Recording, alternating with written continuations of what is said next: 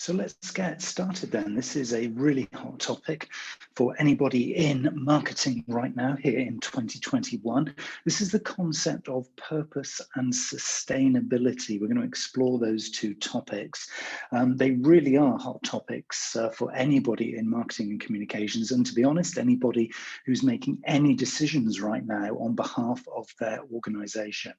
It's really important to be considering these things. They're not only important for the planet and for the environment, they're also important for any stakeholder, anybody who has a vested interest in how your organization is performing. And that includes both internally and externally. So your staff and your management, as well as customers and any people who are part of your supply chain, or your value chain, as we call it within marketing.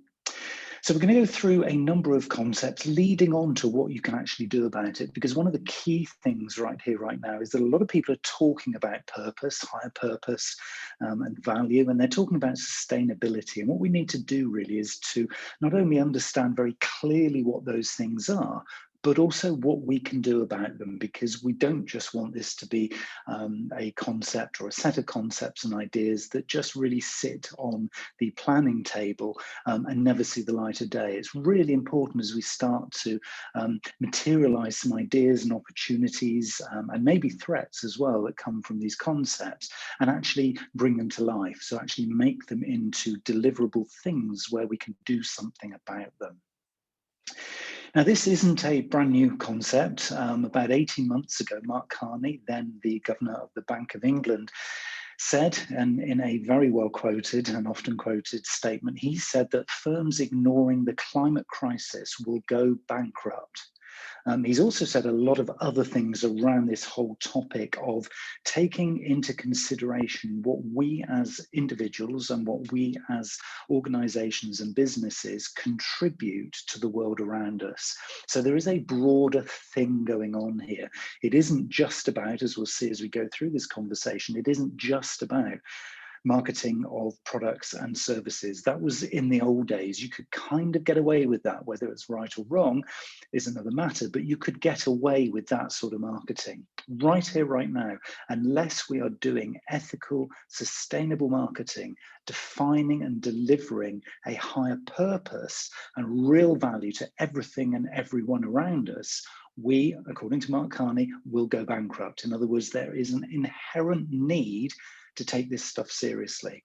You know, it is here right now. This isn't a future concept. This isn't an innovation for next year or the year after. This is happening to us right here, right now. And it still baffles me how many organizations are either failing to see it or seeing it and then ignoring it and trying to resort back to business as usual or the normal or the new normal. What is that going to be? Well, none of us actually know, because we're coming through a very chaotic time. A lot of times we're sort of seeing this with a lot of uncertainty. And of course, that is a challenge for us within organizations and within marketing. But what Mark Carney says very, very clearly is that if you bury your head in the sand as a marketer or as an organization, you will not be here in probably the short to medium term. So this is something to be taken very, very seriously right now. So we need to define what we mean by purpose. And it is that overarching value that we as people, as a collection of people in our organizations, are bringing to the world. Okay, we will probably still need to market products and services to survive, and that is fine, but doing it in the context of a world that is changing and a world that needs us to be doing things ethically, morally correctly, and just doing the right thing. And that's something that we are going to look at as we go through this conversation. Now, I've already mentioned the word sustainability a couple of times here. Now, this is something that we really need to kind of understand, because sustainability is one of those words that has become very, very popular in recent months and years. And there's lots of different definitions. There's lots of different takes on this word sustainability. So what I want to do is just explore with you just for a moment what we actually mean by being sustainable. Okay. So if you look in the dictionary, Sustainability is described as the avoidance of the depletion of natural resources in order to maintain an ecological balance. In other words, don't consume more than you give back. Don't just consume for the sake of it. Be consuming the right kinds of things to deliver what it is you do. So in other words, offering a sustainable value to the world that you are contributing to. So if you create products, it's doing it in a sustainable manner. In other words, it's not having a heavy green footprint. It's actually doing things, ideally, possibly, in a sort of a carbon neutral way. But that is only one element of sustainability, and that's often where most organizations stop. They think about their recycling, they think about their footprint, they think about whether they're consuming by green energy, and then they think the job is done. And it really is just scratching the surface. So we need to look a little bit deeper about what this means for our organization. And the United Nations have got a nice definition. They say that this is meeting the needs of the present without compromising the ability of future generations to meet their needs. So there's something here about longevity. There's something here in this definition of sustainability, and if you were to apply it to your own business or your own organization, about thinking about this as being a long-term commitment, so that you're not just doing stuff for today, for the profits of today, for the people in your business today, or for your customers today. You're creating marketing and you're creating an offer and a proposition and a message and the stuff that you deliver so that you can actually be here in the future, doing the right things and maintaining an ecological balance. So we're kind of weaving those two things together. But possibly that still isn't quite enough to know or get a steer on, well, what does this mean for me? What can I do? It's, the United Nations, well, that's a huge global organization. And what does that mean to little old me? Well, okay, looking a little bit more closely then, the World Business Council talks about sustainability as managing financial, social, and environmental risks, obligations, and opportunities. And they then define that as being about managing people, planet, and profits, and joining those three Ps, those three things together, so that you can actually sustain your business to not only meet the needs of today, but the needs of tomorrow without depleting natural resources. So sustainability, if you think about it in more detail here, it is actually quite a holistic view of how you are going to be doing business, of how you're going to interact with your customers, of how you're going to develop products and services. It's not just your green footprint. It's more than that. Yes, that is a key part of it, but it's just one element. And I particularly like that World Business Council focus, if you like, because it's quite clear that it touches on a number of different areas. So it's managing financial stuff. It's doing the right things by your finances. So creating the right profits. So not just, taking any customer, but taking the right customers, not just buying the right widgets, but buying, not buying any widgets, but buying the right widgets. It's about having a sensibility towards the social impact that you have. So it's taking on, that commitment to how you engage with the people around your organization, and also obviously the environmental impact. So it's a nice kind of rounded view of sustainability. So already you might be starting to see a few little opportunities to maybe introducing some ideas to your organization. That's really what this webinar is about. It's about not necessarily getting the answer, but beginning the right level of conversation. Because if all your organization talks about right now is recycling and green footprint, then there's more to be said. Okay, so this is starting to uncover some of the other opportunities that kind of can be woven into that story. And that's, to me, what's really, really important. And it's particularly important right here, right now, because we are going through unprecedented change. I've said in recent webinars and podcasts that, in the 35 years that I've been in marketing, I have never seen so much opportunity. Now, lots of people call this chaos. A lot of people call this confusion. They're looking to return to, and I'll use that word again, the new normal. I don't even think there's going to be that kind of a thing on the other side of this. I think we are going to need to embrace constant and relentless change. And I think we need to be reinventing our marketing and reinventing our propositions to accommodate that change and in fact actually welcome it and embrace it.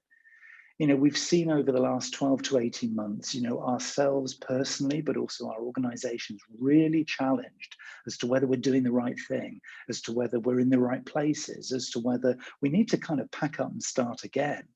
And for some of us personally and professionally, that is what we've had to do. We've been forced to do that. But this is much more of an acceptance that we're going to voluntarily change as organizations. So purpose and sustainability going forward beyond 2021 is actually about embracing change and saying, hey, come on, world, keep challenging me. Come on, keep sort of putting things into my path that are hurdles and barriers and things that I've got to accommodate and adapt to. Because the organizations that Mark Carney was talking about are the ones who are going to be receptive and welcoming and embracing change. So this is a very different mindset. This is not the mindset of old, where you can pick up a marketing textbook, you can read it from cover to cover and think you're a marketer. This is not about that. Yes, you still need those core skills, and some of them, hopefully, will still be relevant. It's not about having a great digital footprint where you can look at it and say, hey, we've got more followers than the competition. Well, it might be a little bit about that, but it's also about a heck of a lot more. And what we're looking for here is to kind of see a new position. We might even see ourselves a new market opportunity, because most of us on the other side of the lockdown and the pandemic, when we start to emerge from what has been quite a restrictive set of practices for many sectors, is we're going to be looking and observing this new marketing format and this new marketing world and seeing potentially opportunity, but also threats. And as part of that kind of observation, we must be searching for competitive advantage, because there will not be as many organizations on the other side successfully striving forward. There won't be necessarily so many sort of open-ended budgets that your customers might have already had. If you're in B2B, there was a lot of money being splashed around on the previous side. On the new side, people are going to be more cautious. Undoubtedly, the economy is going to take a monster big hit, and that will take some time to recover. So what we're going to need to do as marketers is search for competitive advantage. In other words, what makes us different? What makes us more valuable? What makes us more attractive? And it's not the same old product and service messages. Those things are gone. Those things are what we used to trade on before this lockdown, before this new world that we're seeing emerging. So what we need as marketers to do is to kind of figure out, well, what do we need to trade on then? What does give us competitive advantage if it's not our products and services? Well, is it our brand? And in some ways, yes, it is your brand, because the name, the ethos, the essence of who you are as a group of people operating in a particular sector or in a particular marketplace, that is something which still will give you competitive advantage, but only if you're doing and saying and being the right things. Because this new world means that our customers have changed, their attitudes have changed, what they're looking for has changed. We're not playing in the same ballpark that we were. And actually, we're not really even playing the same game that we were playing. And what you might find is that your competition, as you've adapted who you are as an organization, and as you've changed or needed to change your marketing messages, maybe you were offline and now you're online. Maybe you were online and now you've had to go offline. There's all this change and adaptation, which means potentially we've got different competitors. Because if we've done something differently, we might have entered, unbeknown to us or planned, into a new marketplace. And if we have, that could open up some really significant and positive opportunities, but also some threats. And of course, what we're all looking for here is some level of assurance, some level of confidence, and some level of sustainability into the future, because we want to sustain our relationships with customers. We want to sustain the profits that feed and fuel our business so we can reinvest into the new things that we want to do. So this is about having a long-term and a short-term view. We've got to survive. undoubtedly, because some of us are coming out the other side of this here in 2021 with some really big challenges. And so for some of us, one of the biggest things is going to be on this journey from where we came from to where we're going is business survival. So at the very first level, our marketing approach needs to be to protect what is still relevant here today. Now, this could be what we're protecting actually is still quite new, but we need to be very mindful that, yes, it's all very well talking about long-term sustainability, but we need to pay the bills today. We need to be able to serve customers today. We need to get some revenues in and make some sales today. It's really still important. And then the journey will continue once we've kind of established how that's going to work through innovation and potentially pivoting. Innovation is where you're coming up, not necessarily with new ideas, but it could be just more efficient ways of doing stuff. And that can apply to your people and your processes and your profits and planet. So you can become more green, you can be more effective with your people, you can communicate better than you did before. You can be, really improve your processes and create efficiencies, which then in themselves lead to better profits and more effective use of your revenues that are coming in. So innovation can be things that is a very granular level, as well as some of the big stuff that you would want to do. So this is where you enter new markets or you come up with a new technology and you do things differently. You've got to define what innovation means to you. And by going through all of that process, you get the opportunity, and you almost certainly will, irrespective of your organization's size or breadth or sector, to pivot. And by pivoting, what we mean is you're almost turning the whole ship by 90 degrees. So whereas in the past, in the last sort of few years, you knew which direction you were going in, there are opportunities now to turn the ship through 90 degrees and sail off in a completely different direction. And if it ticks all of the boxes, because you can serve that different direction and you're relevant and you can be heard, you can be found, and you can afford to do this, even with business survival, then maybe pivoting and doing something as an organization very differently could be the right thing to do. And the rest of the journey will follow on in terms of managing this and observing it and evaluating it and just checking in constantly and consistently as a management team, but also as people on the ground doing the doing, that you can actually maintain an enduring journey. In other words, you're not just setting yourself up to fall at the next hurdle or in a month or a year's time. What you're doing is you're surviving today, you're innovating, potentially pivoting and refocusing, and you're creating a new system and a new framework to endure your marketing and your organization into the future. So you can manage this process and think of it as a journey. As you get more and more ideas, think about whether they're short-term, medium-term, or long-term. Think about who you need on that journey. Think about the people internally and externally who can actually contribute to this conversation. This is exciting stuff. We have never had an opportunity, like I said before, of doing it this way, because marketing was marketing, business was business, communication was communication. The rule book has almost been torn up. There are still little kind of snippets of it still that are relevant, but this is the new world. This is a new form of marketing. Hugely exciting. And if you're risk averse, this is going to be a challenge. If you love embracing challenge, then this is the place for you. And it's happening whether you want it to happen or not. So what I'm encouraging you to do here is to take all these little pieces and reflect on them. You're not going to necessarily come up with the answers here today, but reflection and evaluation and looking and spotting those little opportunities and then talking is the way forward. Because unless you share this consistently with everybody who's kind of involved in this process within your organization, it's going to be a hard thing to do. And in essence, what we're trying to do here, in all senses of the word value, is create enduring value. And I love that phrase, because there's three words here which really stand for something.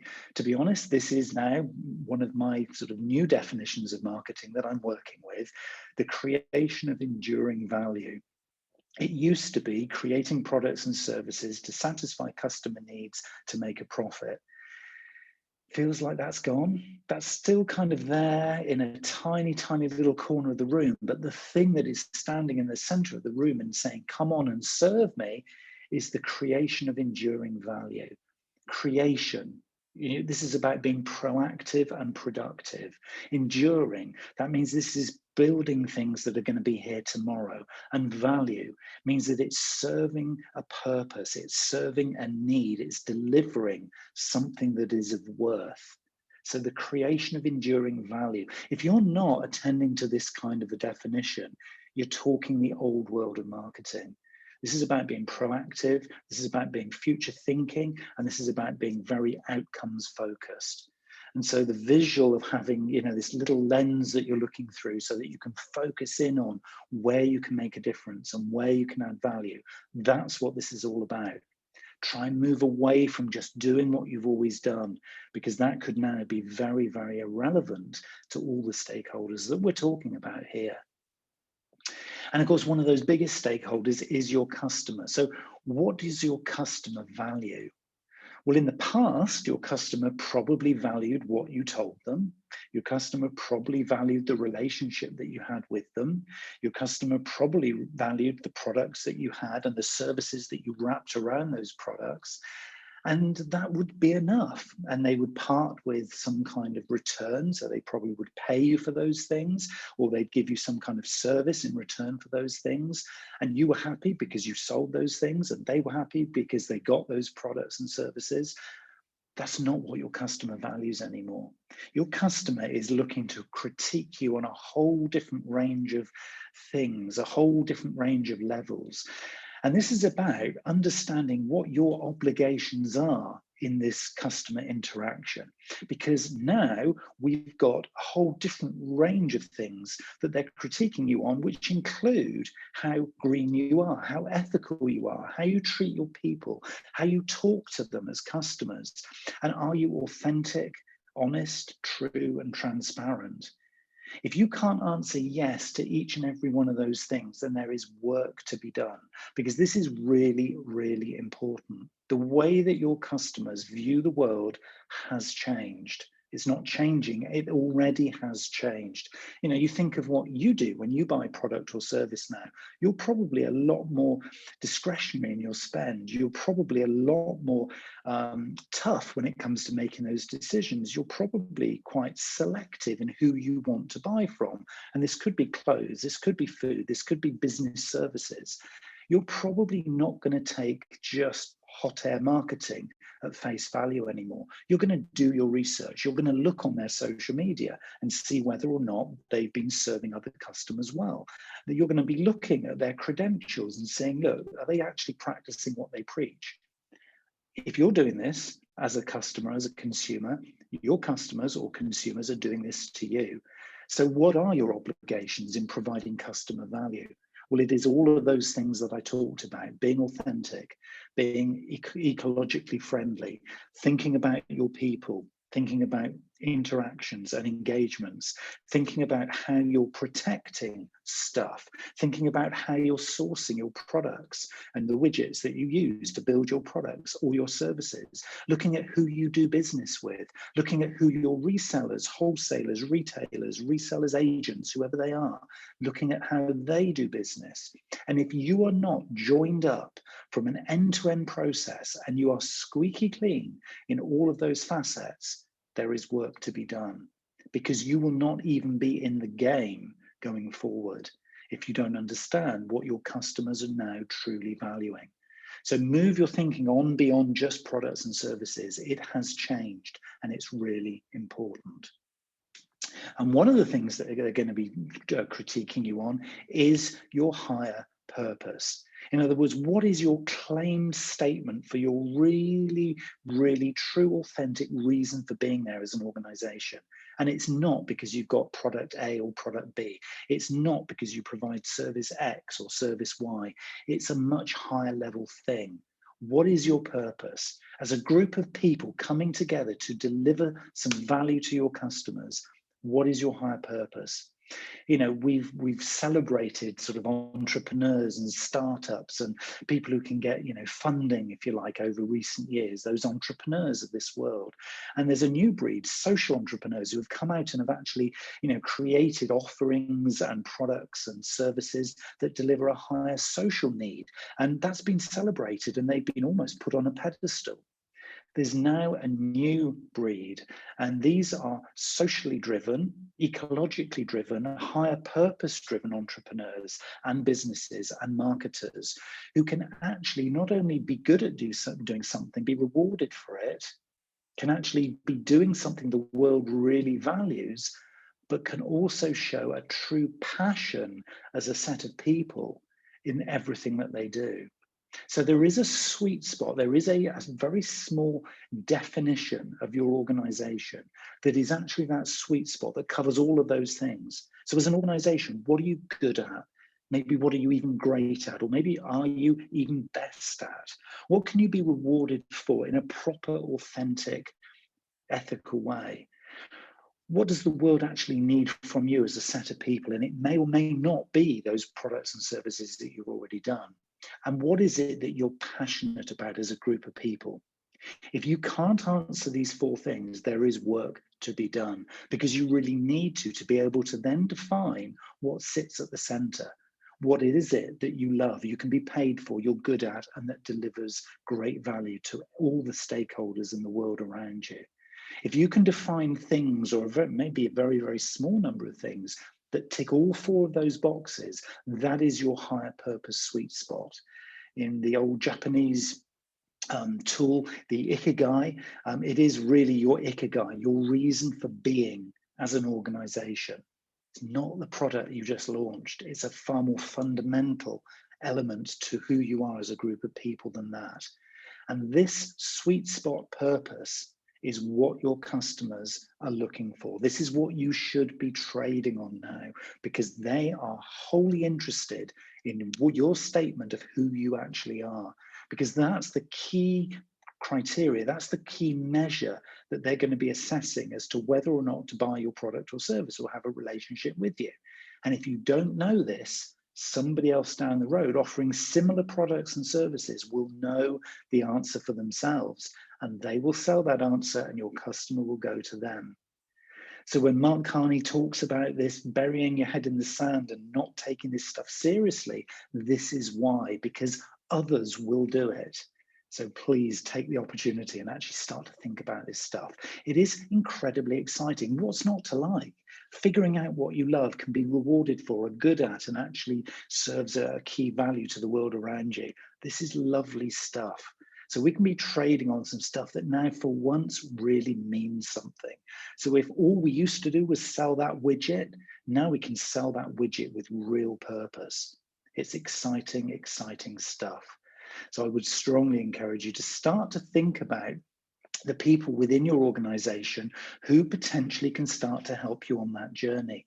And they will come from a whole range of areas of the business. Now, you might find that not everybody will buy into this. And some people, as we've already said, are resistant to change. They do want to go back to that old normal. It's not happening.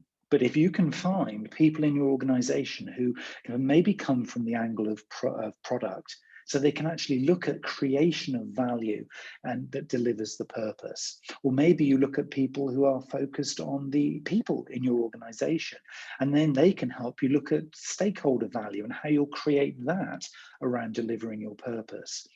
If you're part of an organization that has strong systems and processes, maybe there in terms of delivering the value, so getting super efficient, actually looking at your measurement and your supply chain and the metrics, and actually delivering a lot more efficiencies and more effective way of doing business, maybe that's the kind of people you want to attract into this conversation to help you deliver this purpose.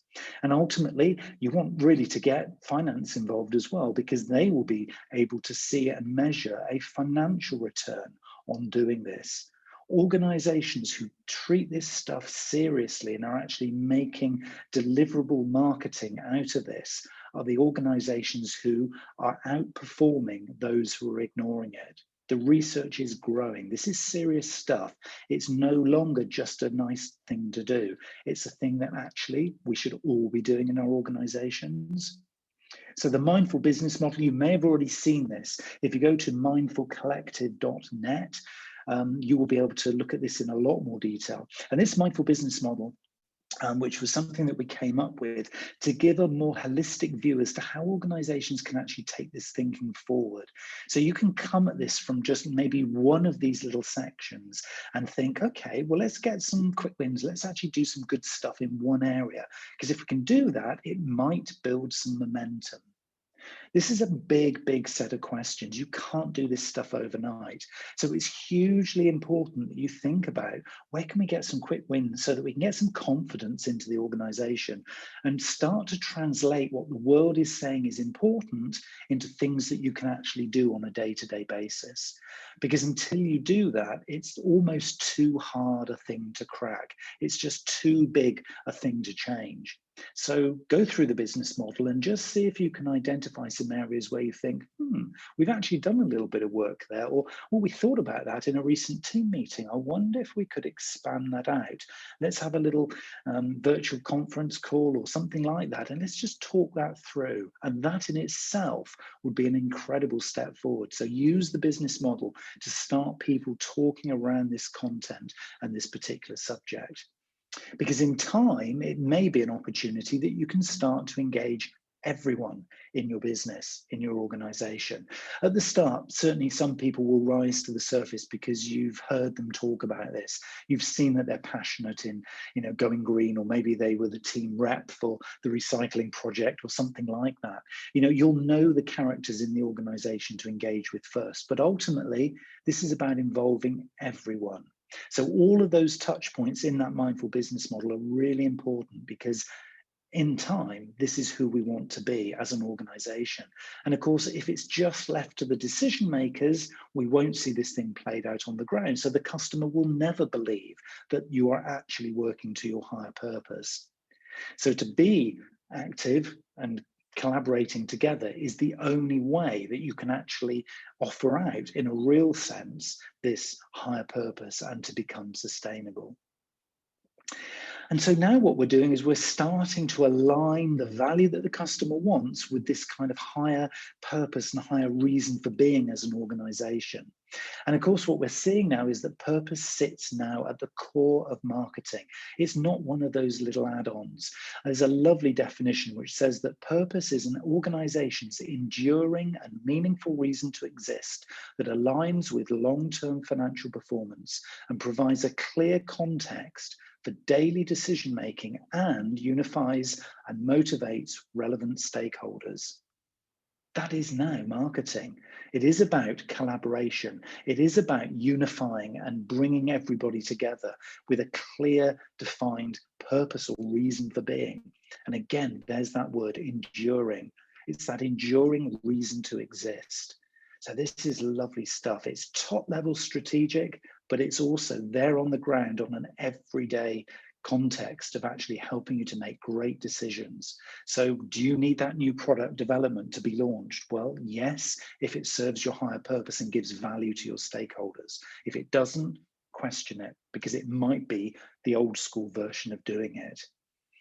And the second thing that we sort of see when we're aligning purpose and value is that if we now call this sustainability, the sustainability here becomes intertwined with purpose as we look to serve the long-term well-being of everyone and everything. And this should be the overarching goal of any organization. And that was a quote from the Mindful Collective. Looking to serve the long-term well-being, now there's a keywords, really, really key words, the well-being of everyone and everything. So everything that is around you, from the buildings that you're in, to the cars that you're driving, to the environment in which you're residing, and the well-being of everyone who has a touch point with your organization, the long-term well-being of those things. Somebody once said to me, not so long ago when I was talking about this concept, and they said, this sounds really wholesome. And I said, whoa, hold on. Can I just stop you there? What did you just say? What was that word? And she said, well, it sounds really wholesome. And I thought, to me, that is a word that just sums this up. There's no longer a place for covert marketing. There's no longer a place for marketing that isn't authentic and true. This is about wholesome marketing, wholesome.